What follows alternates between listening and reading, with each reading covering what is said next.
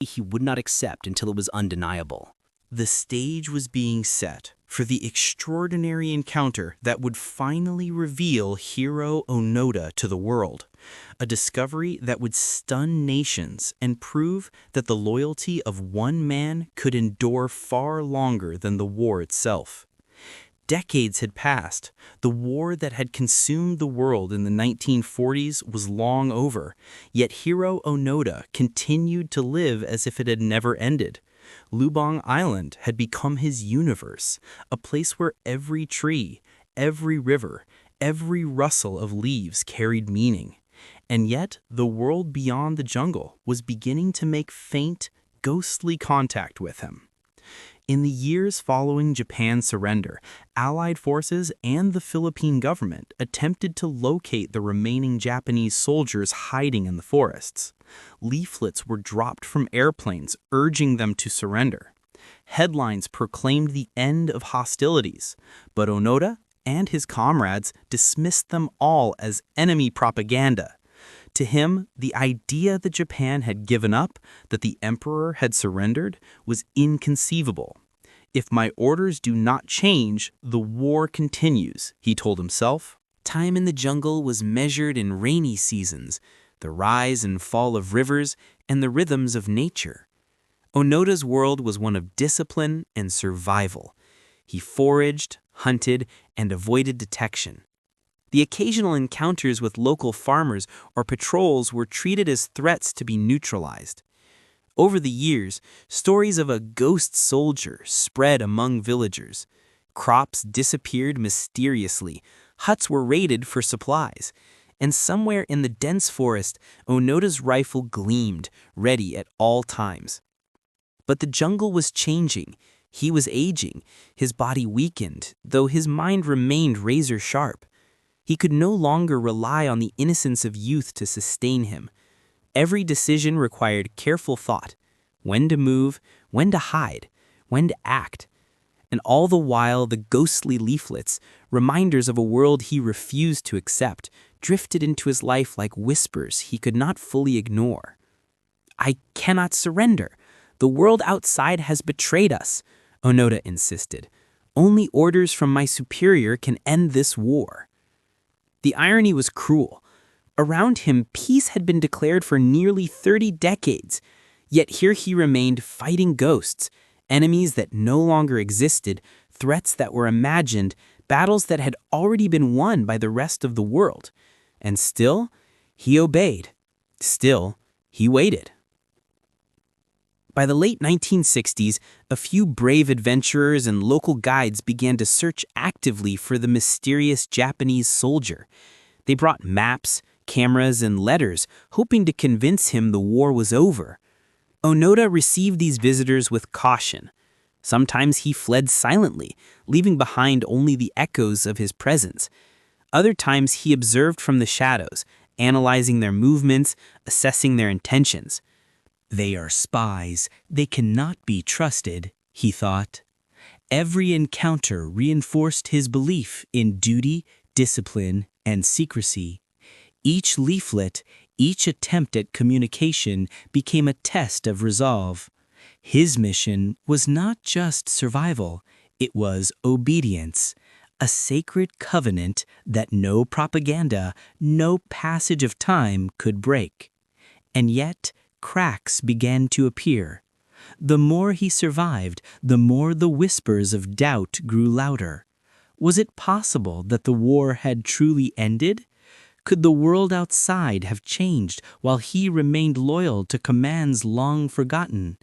These were questions he could not answer, questions that would continue to haunt him until a stranger arrived in 1974, the man who would alter everything.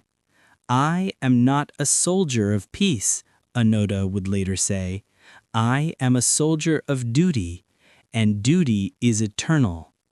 In the dense shadows of Lubang Island, Onoda continued to fight invisible enemies, surviving on courage, skill, and an unshakable belief in orders from a superior officer he had not seen in decades. The ghosts of surrender surrounded him, leaflets, newspapers, and messages from a world he could not trust, yet he persisted, alone, disciplined, and unbroken. It was 1974, and nearly 30 years had passed since the Second World War ended. The world outside had moved on, rebuilt, and forgotten the men who had once fought on faraway islands. Yet in the dense, tangled jungles of Lubang Island, Hiroo Onoda remained. A soldier without allies, a ghost without a war, living by the orders he had received decades earlier.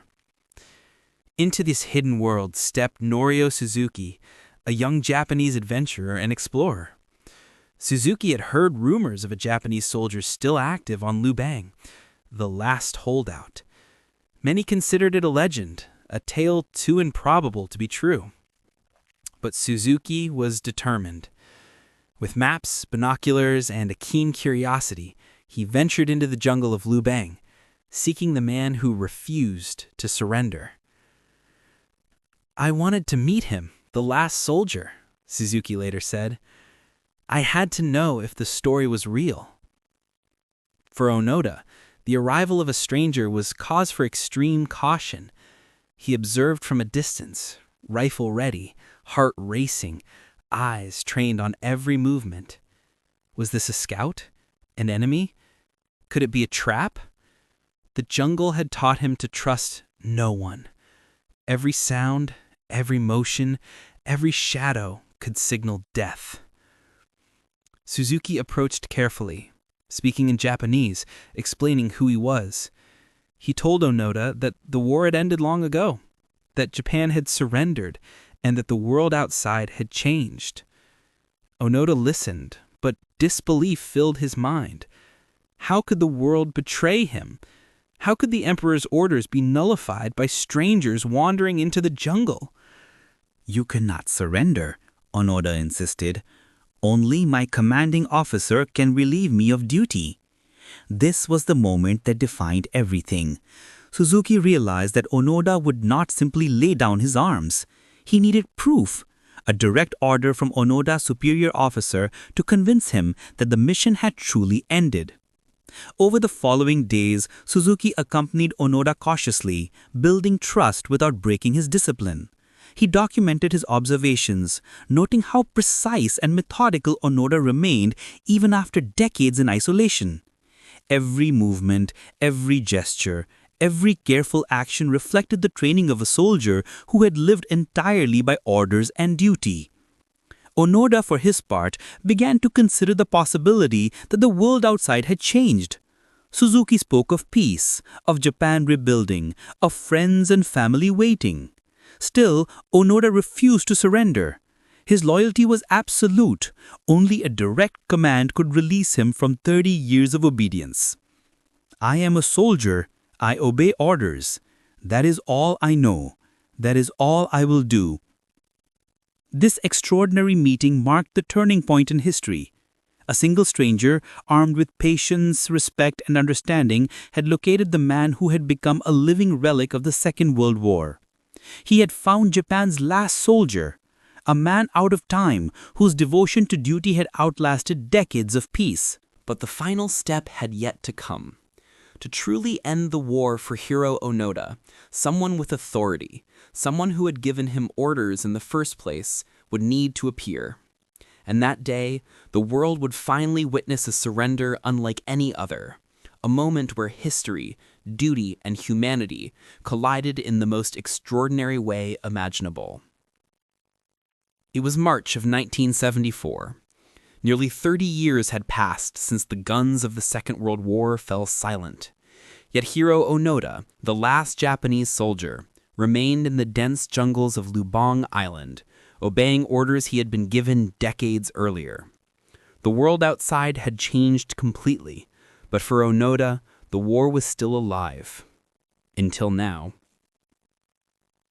Norio Suzuki, the young adventurer who had found him weeks earlier, understood the key to ending Onoda's decades-long mission.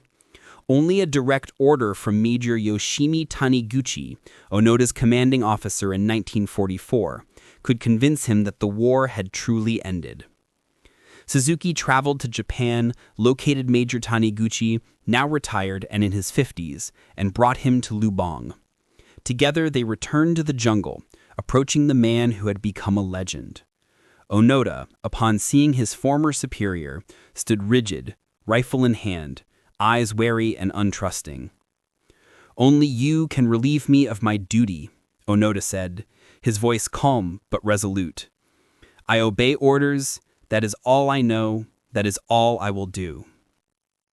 For a moment, time seemed to stand still. 30 decades of war, survival, and devotion hung in the humid air. The jungle that had been Onoda's fortress now bore witness to the end of an extraordinary journey. Major Taniguchi stepped forward, raised his hand in authority, and gave the command that Hiroo Onoda had been waiting for his entire life. "Onoda, the war is over. You are relieved of duty." The words were almost incomprehensible. Onoda lowered his rifle slowly, his eyes wide, absorbing the reality that the world he had believed in for so long had finally returned to him. The weight of 30 years, years of isolation, survival, and unyielding duty lifted in that moment. He surrendered, not with anger or resentment, but with a profound sense of relief. His devotion, which had kept him alive in unimaginable conditions, was finally recognized and released. The man who had been called a ghost, a legend, a soldier out of time, was now free to return to a world that had long forgotten him. The news of Onoda's surrender shocked Japan and the world. Headlines declared the unbelievable story of a soldier who had continued fighting for decades after the war ended. Documentaries, newspapers, and historians marveled at his loyalty, his discipline, and his survival skills.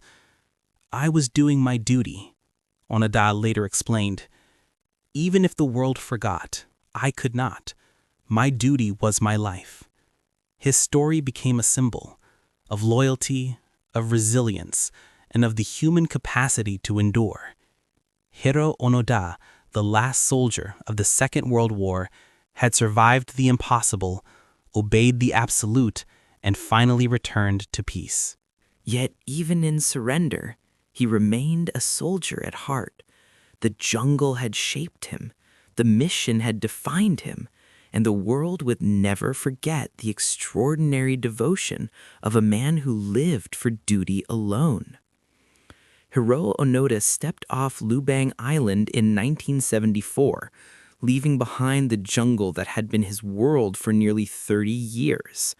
He returned to Japan not as a young soldier, but as a man shaped by decades of isolation, survival, and unwavering duty. The world he re-entered was foreign, bustling, and peaceful, a stark contrast to the war-torn world he had left behind. The story of his surrender captured the imagination of millions. Newspapers, magazines, and television programs told of the soldier who had fought a war long over, surviving in a jungle that had become both fortress and prison. People marveled at his endurance, his discipline, and his devotion. But for Onoda, fame was secondary. His life had always been guided by duty. Returning to Japan, he struggled to reconcile decades of solitude with a world that had changed beyond recognition. Yet he carried with him the lessons of the jungle, self-reliance, discipline, and the belief that purpose gives life meaning. He spent the following years traveling, sharing his story, and reflecting on the extraordinary journey he had endured. Onoda visited schools, universities, and military institutions, teaching young people about loyalty, perseverance, and the price of commitment. He emphasized that duty was not blind obedience, but a careful balance of responsibility, honor, and integrity. "I was a soldier," he said, "and I did what I was trained to do.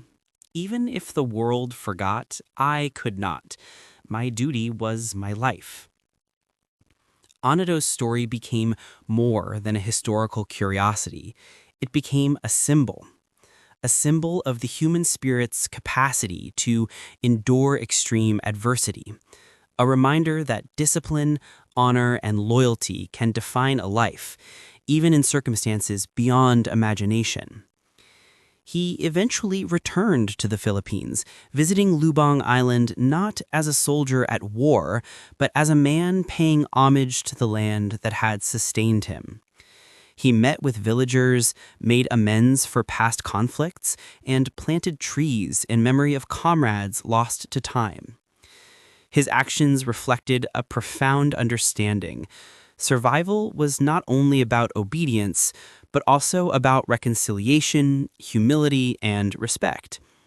Hiroo Onoda passed away in 2014 at the age of 91.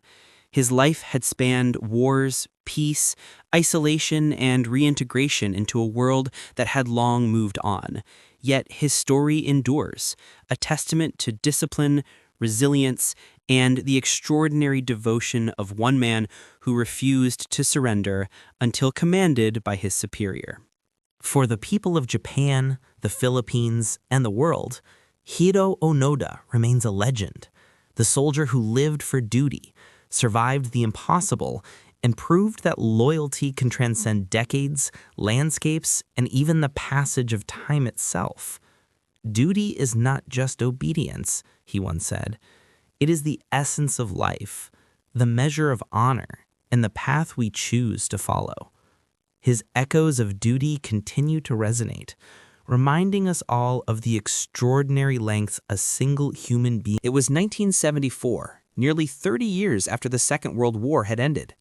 The world had moved on, cities rebuilt, empires collapsed, people lived in peace. And yet, deep within the dense, tangled jungles of Lubang Island in the Philippines, one man still believed the war raged on. Armed, disciplined, and completely alone, he waited for orders that would never come. His name was Hiroo Onoda, Japan's last soldier. But to understand how a man could spend nearly 3 decades in hiding, we must go back to where it all began. Hiroo Onoda was born in 1922 in Wakayama Prefecture, a quiet rural corner of southern Japan. His parents were farmers, instilling in him the values of discipline, hard work, and loyalty from the earliest age. Even as a child, Onoda displayed an intense focus. While other boys played, he absorbed lessons, practiced precision in small tasks, and dreamed of adventure beyond the rice fields and mountains of his homeland. By 1942, the world was engulfed in conflict. Japan, expanding its empire, called upon its youth to serve. At 20, Onoda was drafted into the Imperial Japanese Army.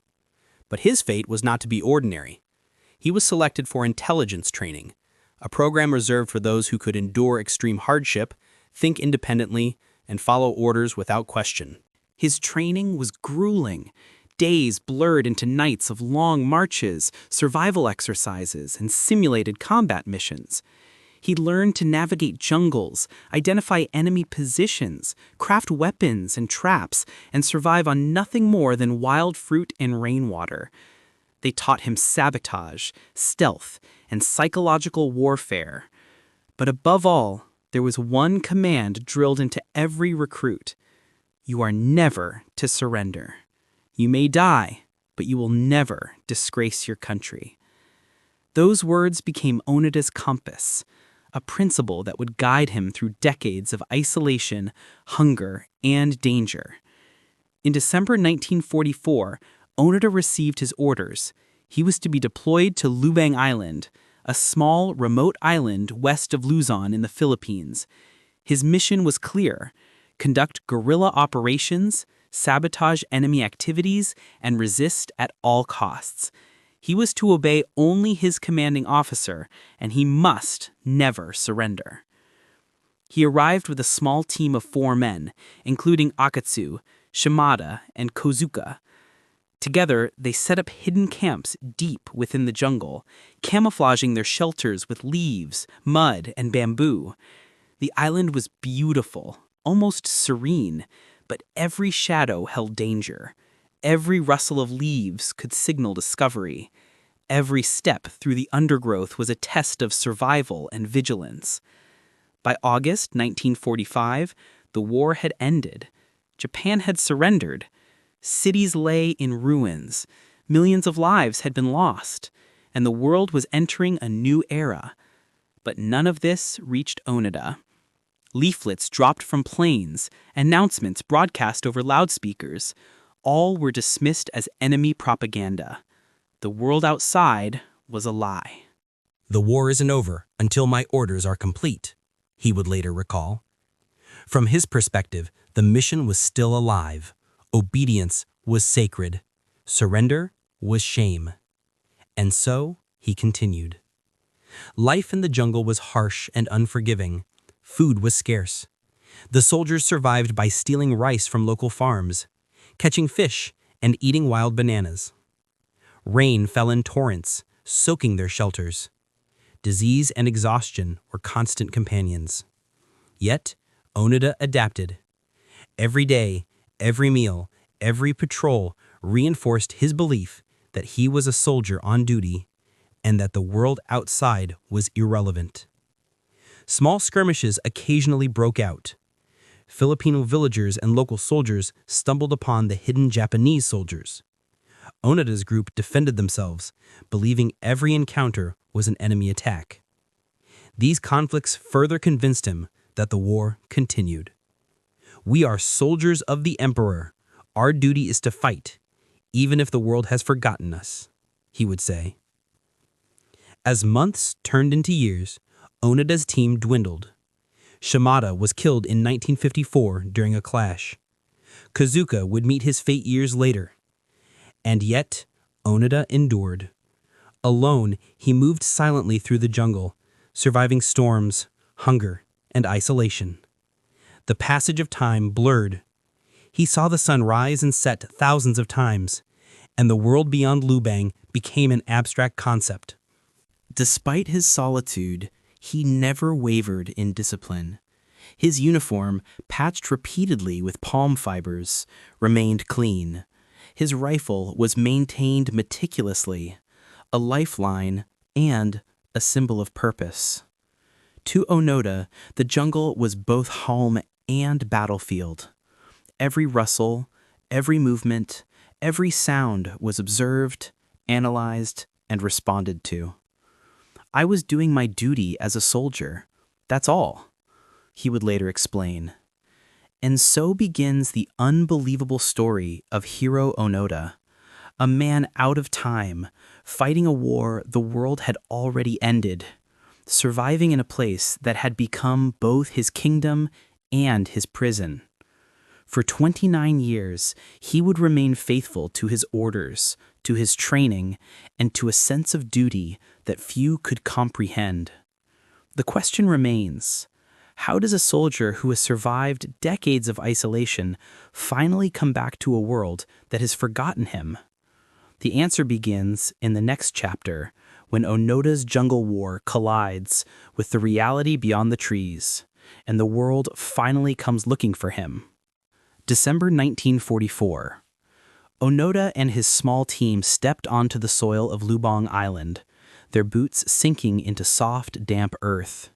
The air was thick with the scent of jungle growth, wet leaves, and the distant salt of the sea.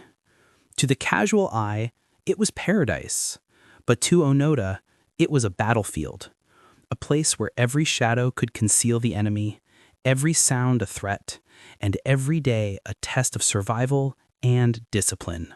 Their mission was straightforward: resist, sabotage, and obey orders. But the world they were entering was already crumbling. Allied forces were advancing across the Pacific. Japanese defenses on nearby islands had collapsed. The war, in truth, was nearing its end. Onoda and his team established a hidden base in the dense jungle, camouflaging their huts with leaves and mud, storing weapons and rice supplies for months of guerrilla operations.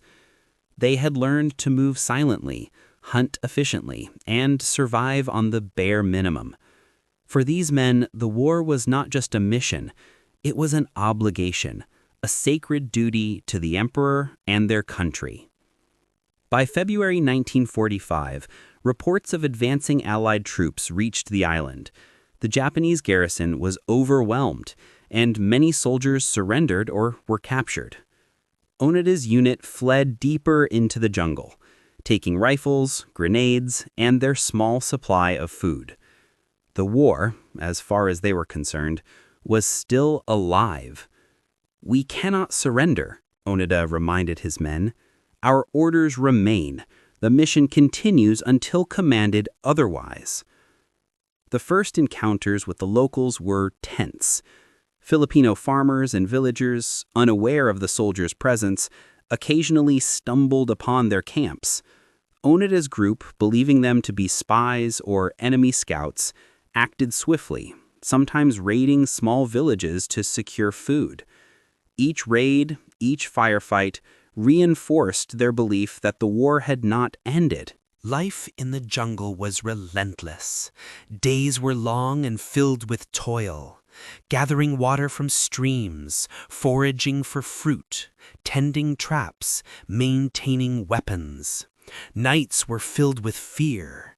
Every rustle in the leaves, every distant animal cry was treated as a potential ambush. Disease and hunger were constant companions. Yet, through it all, Onoda thrived. His training kept him alive, his discipline kept him sane, and his sense of duty gave him purpose. Time, however, began to take its toll. The men were isolated from the outside world, and reality blurred with survival. Rumors reached them. Leaflets proclaiming Japan's surrender. Newspapers dropped from planes. Onoda dismissed them as tricks, enemy propaganda meant to lure them into surrender.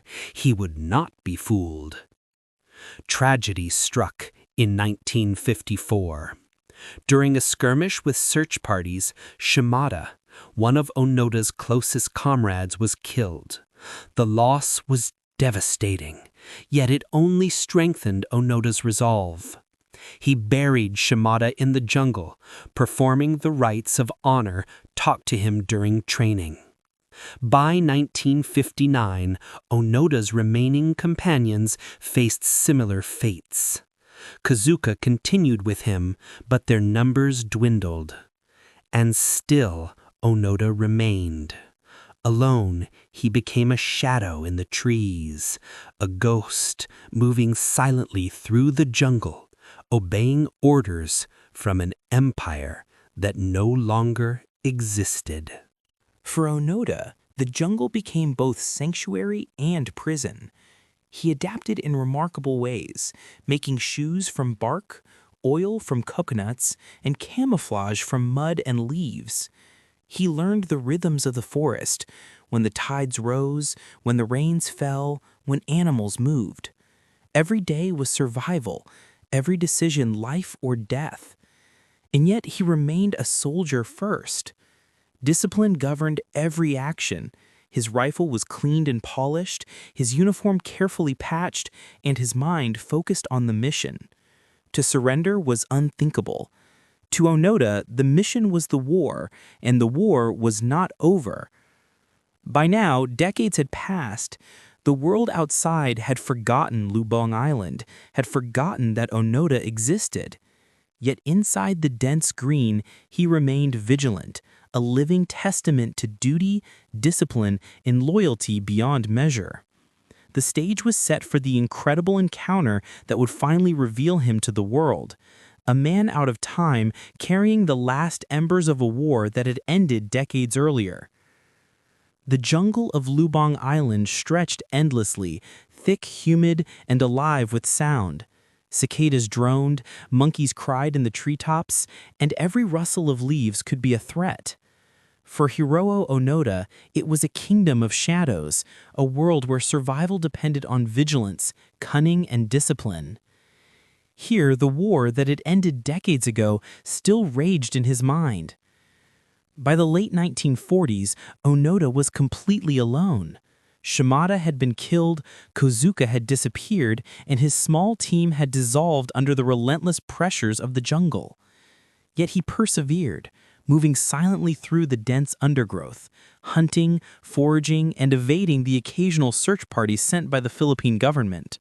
Every day was a test, he later recalled. The jungle was my classroom, my enemy, and my companion. Food was scarce. Onoda survived by stealing rice from local farmers, fishing in streams, and eating wild fruits and bananas. Rain poured for days, soaking him to the bone, and disease lurked around every corner. Malaria, dysentery, and other illnesses threatened his life repeatedly, yet he endured. His training had taught him how to survive, and his determination gave him the strength to continue. Every encounter with humans was tense. Villagers walking through the jungle, hunters setting traps, all were potential enemies in Onoda's eyes. Each time, he acted swiftly, sometimes ambushing, sometimes retreating silently into the foliage. These incidents earned him a terrifying reputation among the locals, the ghost of the Japanese soldier still fighting a war that had ended. They called me a monster, Onoda admitted, but I was just following orders. Over the years, the jungle became his home. He learned to craft shoes from bark, camouflage from mud and leaves, and tools from bamboo. He constructed hidden shelters, stored food, and moved with a careful precision of a man who knew the cost of error. Every day required stealth, patience, and an unyielding commitment to his mission. The psychological toll was immense. Onoda often wrestled with the tension between doubt and duty. Leaflets dropped by planes claimed the war was over. Newspapers suggested peace had returned. Yet he could not believe them. He had sworn an oath to obey his commanding officer, and that oath was absolute. Surrender was inconceivable. Years passed. Onoda's world was measured not in weeks or months, but in rainy seasons, harvests, and cycles of life in the jungle. He adapted to the sounds, the weather, and the rhythm of the island. He became a master of survival, a shadow moving through the trees, living in a world that had forgotten him. Despite his isolation, Onoda maintained his discipline. His rifle was polished, his uniform patched meticulously, and his mind sharp. He conducted patrols, set traps, and recorded observations in small notebooks, a soldier maintaining readiness, even when there was no war left to fight. "I was never lonely," he said. "I had a mission. That was enough." And yet, his isolation was not without consequence. The passage of decades left its mark. Onoda's body aged, his hair grayed, and the lines of the jungle etched themselves into his skin. But his resolve never wavered. In the shadows of Lubang, a man out of time continued to obey orders that no one had issued for almost 30 years. As the world changed beyond the trees, Onoda's war persisted. The jungles were alive, the enemy invisible, and his duty eternal. This is the story of a man who refused to surrender, who lived by loyalty and discipline alone, and who became a legend long before the world ever learned his name. The stage was slowly being set for the extraordinary encounter that would bring him back to reality, the day a stranger would find him, and the world would finally discover the last soldier of the Second World War. The years stretched on, and the world beyond Lubang Island moved forward. Cities rebuilt, technology advanced, and people began to forget the horrors of the Second World War. Yet for Hiroo Onoda, time had almost no meaning. The jungle was eternal, the war unending, and his mission absolute. By the 1950s, Onoda was completely alone. Kozuka had been killed during a skirmish, Shimada was long gone, and Onoda moved through the thick forests like a ghost, obeying orders from a commanding officer who could no longer reach him. The man who had been a young, disciplined soldier was now a survivor hardened by decades of solitude. Every day followed a rigorous routine. Dawn brought patrols through the dense undergrowth, checking for enemy activity, observing the movements of locals and ensuring his shelters remained hidden. He foraged for food, bananas, coconuts, and small animals, and retrieved water from streams, careful to avoid detection. Nights were spent sharpening tools, cleaning his rifle, and maintaining his modest hideouts. Every action, no matter how mundane, was executed with military precision. Isolation was brutal, but Onoda survived. The jungle tested him constantly. Storms flooded his shelters, tropical diseases feigned death, and hunger gnawed at his body. But his mind remained disciplined. He recorded observations, tracked the seasons, and kept his senses alert, always ready for an enemy that never came. I was a soldier, Onoda later said. I did what I was trained to do. That was enough to live. The years brought not only physical challenges, but psychological trials. Onoda saw the passage of time in subtle ways. The slow aging of the trees, the growth of the island's vegetation, and the changing patterns of animal life. Yet despite evidence of change, he refused to believe the war had ended. Leaflets dropped from airplanes were treated with suspicion, newspapers were ignored, and even occasional contact with friendly locals was carefully analyzed. The world outside could not be trusted. His orders were the only truth. During these lost years, Onoda became a master of camouflage and survival. He fashioned shoes from bark, tools from bamboo, and huts from mud and leaves.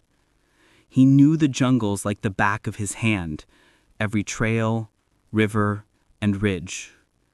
Movement was silent, calculated, deliberate.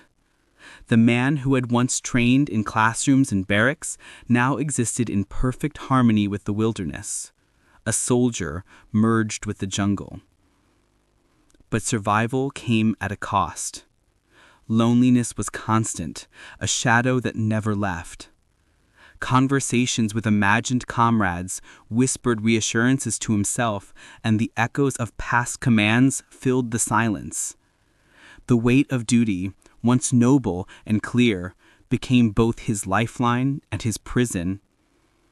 I was never lonely, he insisted. I had my orders, and orders are enough to give life purpose.